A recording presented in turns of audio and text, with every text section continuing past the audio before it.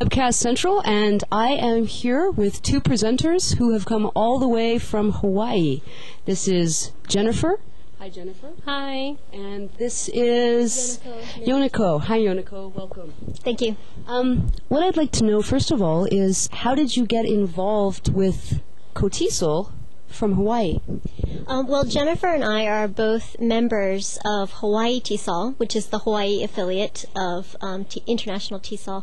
In fact, Jennifer is the president of Hawaii Tesol, and I'm the vice president, and we organize annual conferences through Hawaii Tesol, and we started to get interested in what other affiliates were doing.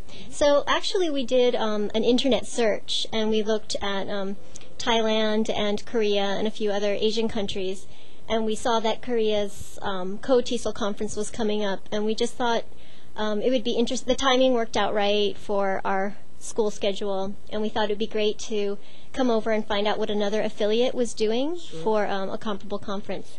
It took there were a few steps in between, but yeah, our school supported us to come over, and here we are. That's fabulous. Welcome. How long did it take you to get to Korea from Hawaii? Oh, it took a really, really long time. I don't remember. Let's see, we flew from Honolulu to Narita, which was like 9 hours, and then a couple hours layover in lovely Narita Airport, and then about 2.5 hours to Korea. And President of Hawaii Tesol, what was your presentation on this morning? Yumiko and I presented on content-based language instruction. So we introduced some of the benefits of content-based instruction and some of the content classes that we have at our college and how we teach them and some of the textbooks we've been using. So you teach at the college level? Yes. Yep. Sorry. Forgive me.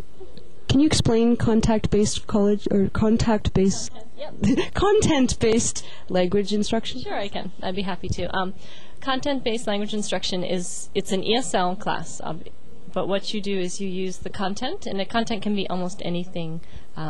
It could be film, international relations, service learning, business English, and you use the content of that to teach the language skills. And it's a nice approach because you integrate all the language skills together: reading, writing, listening, speaking, grammar, and you can use the content and the interest the students might have and the different kinds of activities to keep them motivated, and then they really improve their language skills that way. So you're teaching in context? Yes, that's it.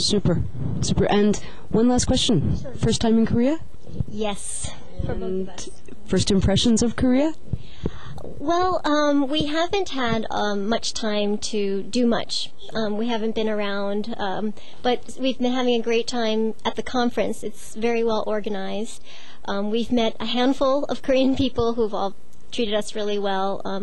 We wish we had a little bit more time to see the country and explore, but so far it's been really great. The weather is gorgeous. It is lovely. I think that our co-caster Rob has a question for you. Hi, I'm Robert Dickey. I teach here in Korea, and I'm a past president of Korea Tesol. And my particular teaching area is content-based instruction. I wanted to go to your session, but I was recording another one at the same time. So I really did want to ask a question, and many teachers get confused about the issue of content-based instruction. What's the balance between English instruction and content? Who should be teaching it? How should we cross the bridge? And I'm open to a rather semi-long response. Take a minute. Tell us what you think. Want to start? You want to start?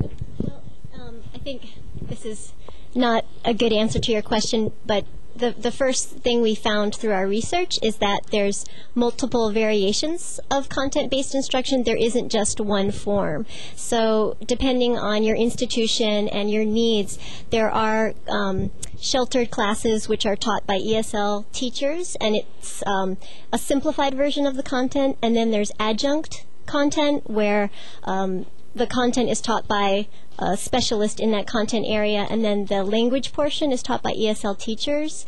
Now, the version that we teach at our college is a sustained content-based instruction where it's taught by an ESL instructor, and we in our case, we put more emphasis on the language skills. So the language competencies come first, and then the content is just the vehicle for that. But it's not easy, because usually what happens is the teacher is interested in the content, and we may find ourselves focusing more on the content because it's very concrete and it's interesting.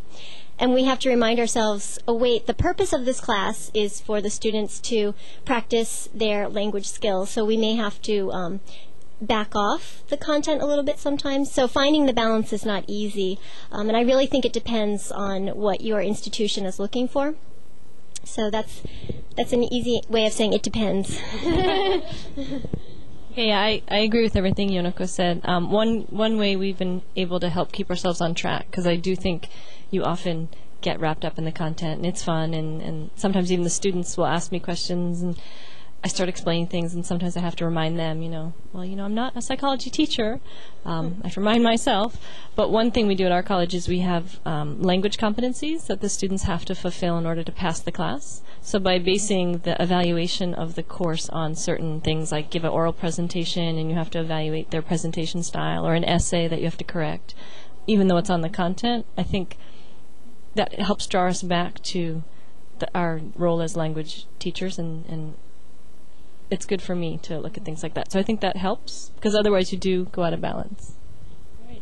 Thank you both very much. Jennifer, I'd like to give you a Career Bridge sticker and stick you, brand you. Welcome to Korea. And Yumiko, you get one too. Thank you both very, very much for talking to us. Enjoy, and hopefully we'll see you later in the day. Thank you. Bye-bye.